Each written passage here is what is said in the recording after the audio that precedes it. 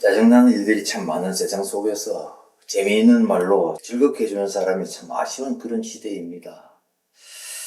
그런데 천재 개그맨이었던 김형곤 씨가 2006년에 갑자기 세상을 떠나서 사람들을 놀라게 한 일이 있었습니다.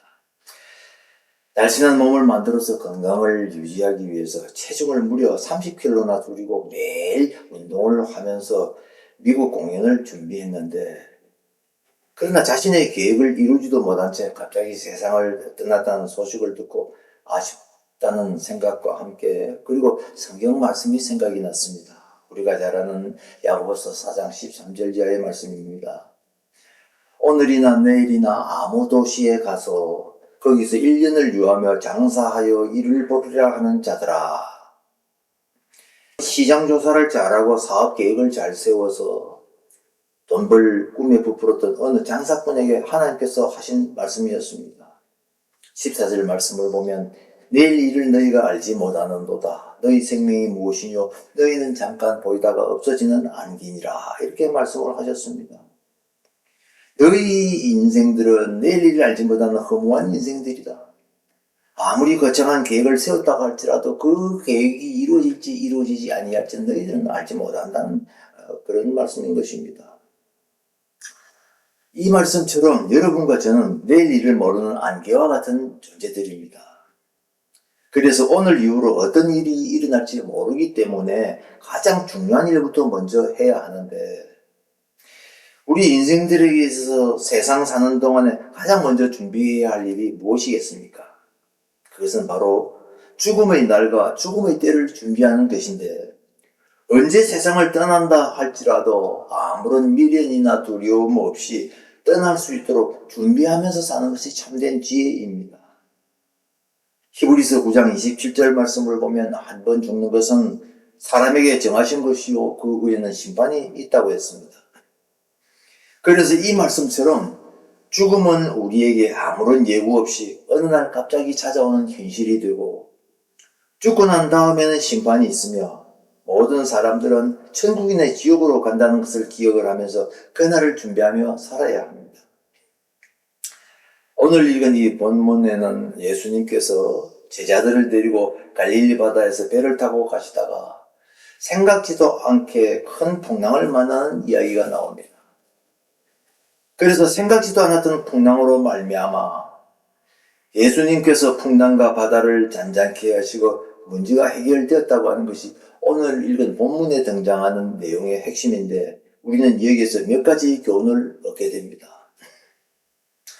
첫 번째 교훈은 예수님을 모시고 살아가는 우리 성도들에게도 때로는 생각지 않았던 어려움과 함께 해결하기 힘든 시련이 찾아올 때가 있다는 것입니다. 예수 믿는 사람은 하나님께서 여러 가지 은혜를 실제로 베풀어 주십니다. 예수님을 믿고 나서 믿음을 가지고 하나님의 말씀대로 살려고 애를 쓸 때에 하나님께서는 기도했던 것들을 이루어 주십니다. 그리고 우리가 어디로 가든지 함께 하시며 우리가 원했던 길은 아니라고 할지라도 결과적으로 최선의 길로 인도해 주십니다. 그러나 어떨 때는 예수님과 분명히 동행했는데도 불구하고 생각지 않게 앞길을 가로막는 장애물이 나오고 인생의 풍랑을 만날 때가 있습니다. 생각지도 않은 때에 큰 풍랑이 일어나며 거센 파도가 몰려와서 우리가 타고 가던 인생이라고 하는 배가 파손될 위기에 처하는 것처럼 우환과 힘든 일이 갑자기 찾아올 때도 있다는 것입니다. 1997년도 IMF 사태를 기억하실 것입니다. 얼마나 고통스러웠던 시기였습니까? 국가적인 부도로 말미암아서 생각지도 않은 불똥이 튀어 많은 기업들이 도산을 하고 많은 가정들이 고통을 당했습니다. 그런 날이 오리라고는 대부분의 국민들이 생각지도 못했습니다. 그런데 어느 날 갑자기 자고 일어나니까 그런 사태가 벌어졌던 거예요. 그리고 언제 또다시 이런 일이 찾아올지 우리 모두 다 지금 경기가 좋지 않아서 우려하고 있습니다. 그런데 실제로 이런 일이 일어나면 성도들이 어떤 반응을 보입니까? 믿음으로 시련을 이겨내야 하겠지만 말처럼 그것이 쉽지 않다는 것입니다.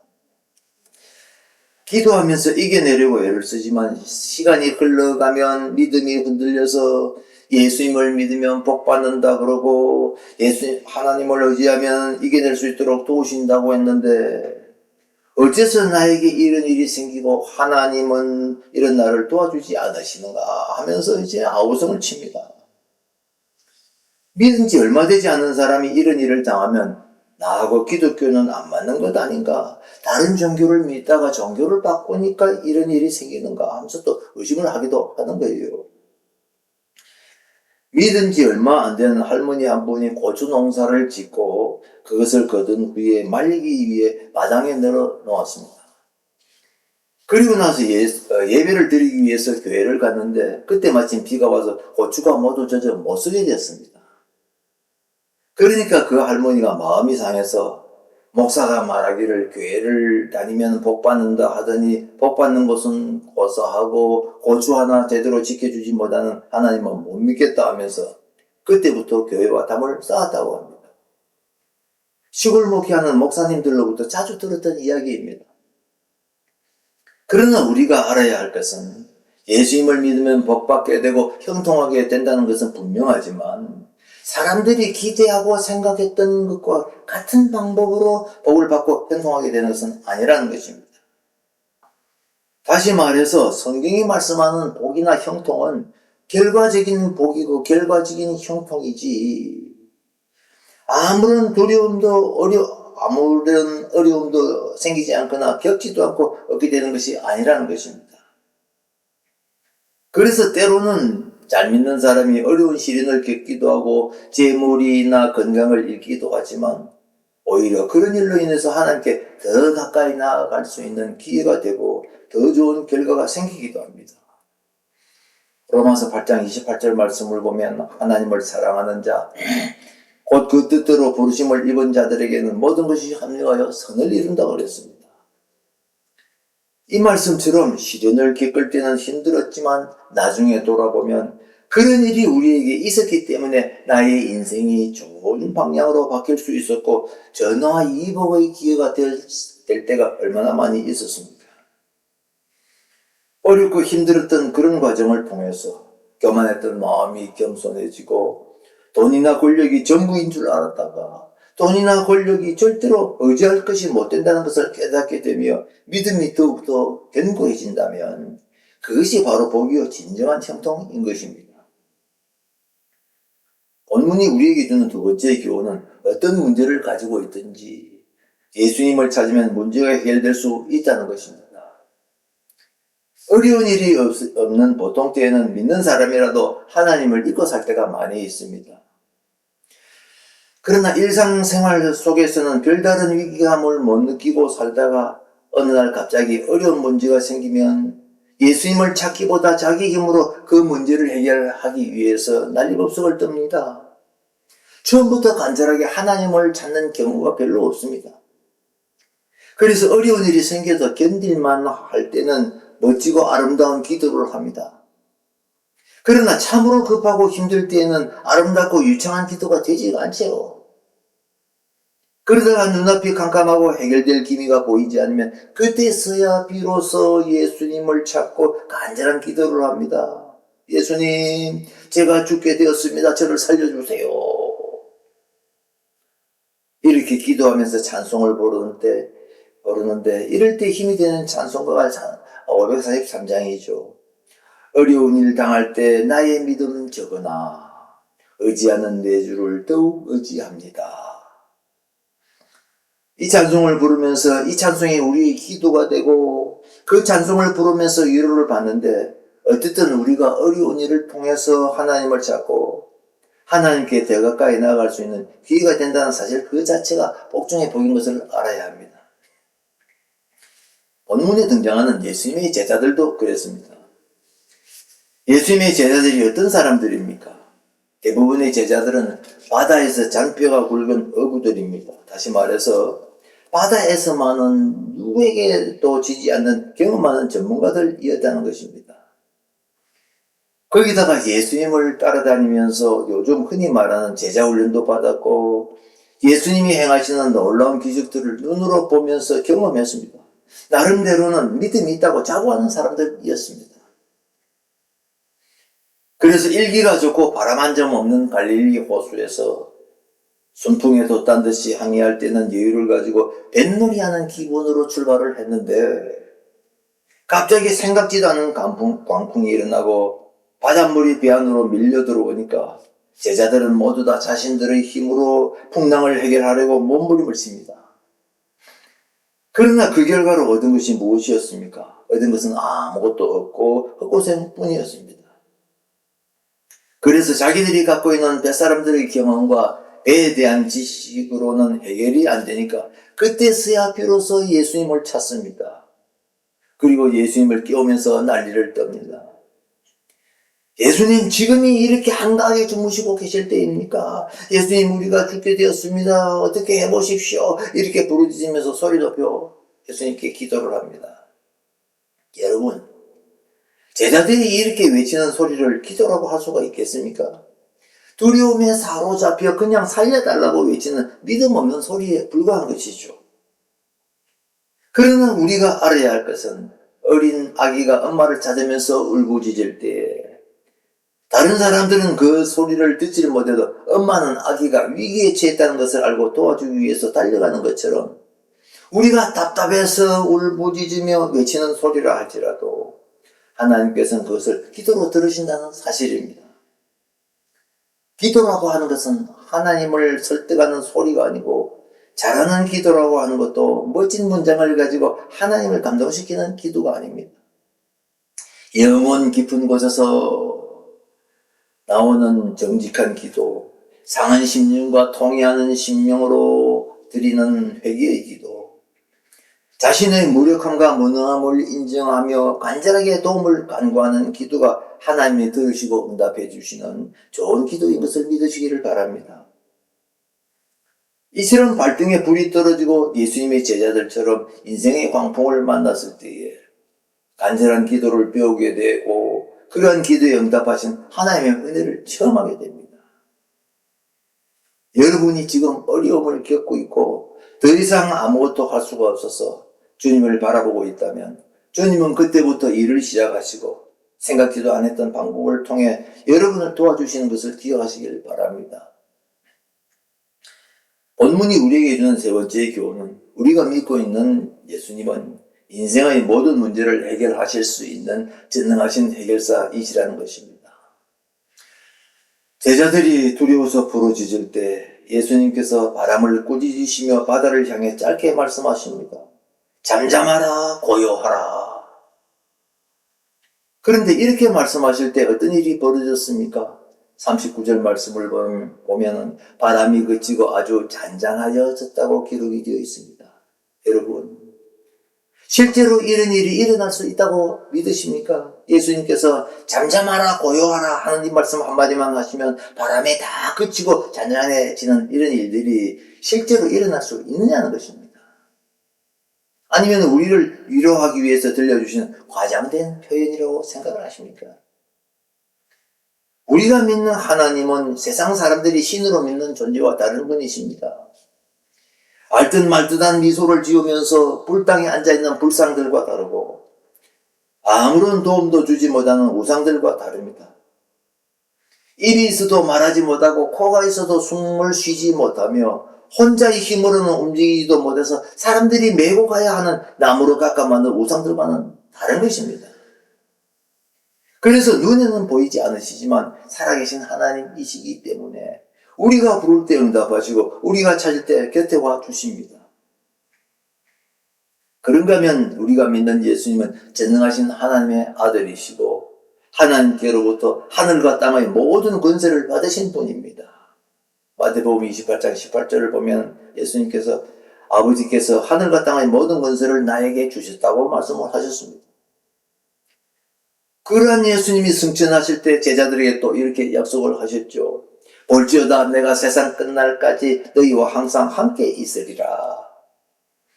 세상 끝날까지 너희와 항상 함께 있겠다. 이보다 든든하고 위로가 되는 말씀이 어디에 있습니까? 예수님 말고 누가 이렇게 약속을 하셨습니까? 설령 이런 약속을 하신 이가 있다고 해도 누가 항상 우리와 함께 할 수 있느냐는 거예요. 아무도 그렇게 해줄 수 없고 주님밖에 없습니다. 가까운 친구나 피를 나는 형제라고 할지라도 항상 우리 곁에 있을 수는 없는 것입니다. 그러나 임마누엘 되시는 예수님께서는 우리가 올 때도 함께 계시고 힘들어할 때도 우리의 눈에는 보이지 않아도 우리 곁에 계십니다. 우리가 왜 울고 있는지 이유를 아시고 우리에게 무엇이 필요한지 누구보다 잘 아시며 우리를 도와주기 위해서 우리 곁에 와 계시는 것입니다. 여러분, 힘들다고 해서 절대로 낙심하지 마시고 그럴 때일수록 주님만 바라보시기를 바랍니다. 그래서 기도가 당장 응답되지 않아도 주님은 우리의 기도를 듣고 계십니다. 어두움에 밝은 빛을 비춰주시고 너의 작은 신음에도 응답하시니 너는 어느 곳에 있든지 주를 향하고 주만 바라볼지라. 그런데 때로는 기도를 했는데도 기도가 응답되지 않을 때가 있는데 여러분들 중에도 기도 응답이 되지 않아서 답답해하는 분들이 지금 있을지도 모릅니다. 그렇다면 여러분의 기도가 응답되지 않는 이유가 무엇입니까? 철야 기도나 금식 기도를 안 해서가 아니고 방언 기도를 안 하고 기도하는 시간이 짧아서도 아니며 주님께서 우리 기도를 듣지 못해서 그런 것도 아닙니다.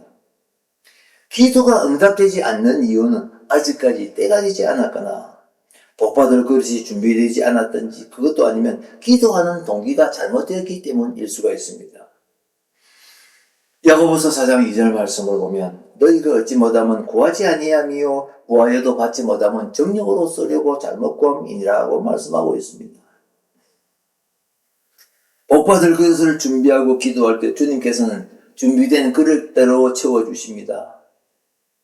그러나 아무리 기도를 많이 하는 사람도 복받을 그릇이 준비되지 않으면 예수님과 관계없는 헛기도가 됩니다. 어떻게 기도하느냐 하는 방법이 문제가 아니라 하나님의 말씀, 마음에 드는 기도가 되기만 하면 기도하기 전에도 하나님께서 미리 하시고 응답을 해주시는 경우도 있습니다. 사람마다 하나님께서 다루시는 방법이 제각기 다르지만 하나님께서는 기도도 하기 전에도 원하는 것을 미리 주시는 경우가 많이 있습니다. 어떨 때는 기도하지 않았는데도 불구하고 하나님께서 어떻게 내 소원과 필요를 미리 아시고 우리가 잊어버렸던 소원까지 들어주시는지 참 기가 막힌 그런 체험을 할 때도 있어요. 그런데도 반대로 기도 많이 하는 사람이라고 소문이 났는데 이러한 간증거리가 없는 사람이 있다면 그 사람의 기도에 문제가 있는 것입니다. 마태복음 6장 33절에서 예수님께서 말씀하셨습니다. 너희는 먼저 그의 나라와 그의 의를 구하라. 그리하면 이 모든 것을 너희에게 더하시리라. 주님의 나라와 의를 구하고 하나님의 마음에 드는 일만 하면서 구하지 않아도 이루어 주시는 주님의 은혜를 체험하며 사시기를 바랍니다. 본문을 통해서 우리가 얻을 수 있는 또 하나의 교훈은 우리가 믿는 예수님은 우리가 타고 가는 인생의 배에 선장이 되신다는 것입니다. 우리가 타고 가는 이 인생이라고 하는 배는 수없이 많은 돌풍을 만나기도 하고 때로는 사고가 나기도 하며 침몰할 것 같은 위기에 처하기도 합니다. 다시 말해서 순풍에 돛단 듯이 아무런 어려움 없이 천국 들어가는 사람은 없다는 것입니다. 저 사람에게는 무슨 걱정이 있겠노 싶어도 그 사람에게 물어보면 자기들 나름대로 어려운 사정이 있고 자기들 나름대로 무거운 짐을 지고 살아가는 것입니다. 사는 것이 힘들고 자기가 지고 가는 인생의 짐이 그리고 자기가 지고 가는 십자가가 다른 사람들 것보다 크고 무겁다고 생각하는 사람이 있었습니다. 그런데 이 사람이 잠을 자다가 꿈속에서 예수님을 만났는데 예수님에게 자기가 지고 가는 십자가가 너무 무겁다고 하면서 불평을 했대요. 그러니까 예수님께서 그 사람을 데리고 창고로 가셨는데 창고 안에는 여러 가지 크기와 모양을 가진 십자가들이 가득했고 예수님께서는 마음에 드는 십자가를 고르면 그것으로 바꿔지게 해주겠다고 하셨습니다. 그래서 그 사람은 웬 떡이냐 싶어서 자기가 지고 있는 십자가를 내려놓고 자꾸 멋있게 생긴 십자가로 바꾸었습니다. 그런데 십자가를 바꿔지고 몇 발자국 걸으니까 그것도 역시 보기보다 무겁고 지기가 힘들었습니다. 그러니까 그 사람은 그것도 내려놓고 또 다른 십자가를 지어봤더니 그것도 역시 처음 지던 십자가보다 무거웠습니다. 그래서 이것저것 지다가 마지막 남은 십자가를 져봤더니 자기가 지고 가기에 꼭 맞는 십자가더라는 거예요. 그런데 자세히 들여다보니 그것이 바로 자기가 원래 처음에 지고 있던 십자가였답니다. 여러분이 지고 가는 인생의 짐이 가장 무거운 짐이고 가장 무거운 십자가라고 생각을 하십니까? 그러나 지금 여러분이 지고 가는 십자가가 바로 여러분에게 꼭 맞는 십자가라는 것을 믿으시길 바랍니다. 하나님께서는 누구에게나 알맞은 십자가를 지고 가게 하시고 힘든 일을 당해도 의미 없는 일을 당하게 하지 아니하십니다. 고린도전서 10장 13절에서 우리가 감당치 못할 시험 당하는 것을 하나님께서는 허락하지 않으신다고 했습니다. 그리고 시험 당할 때에는 피할 길을 내셔서 우리가 능히 감당하게 해주신다고 말씀하고 있습니다. 그렇기 때문에 우리의 인생에 위기가 닥쳐도 주님이 우리 배에 함께 하시면 우리는 절대로 침몰하지 않습니다. 문제가 되는 것은 예수님 없이 혼자서 항해하는 인생입니다. 1912년 4월 14일 밤 11시 40분에 영국을 떠나서 미국으로 가던 세계 최대의 여객선이 빙산에 부딪혀서 많은 승객이 배와 함께 차가운 바다에 가라앉아 죽었습니다.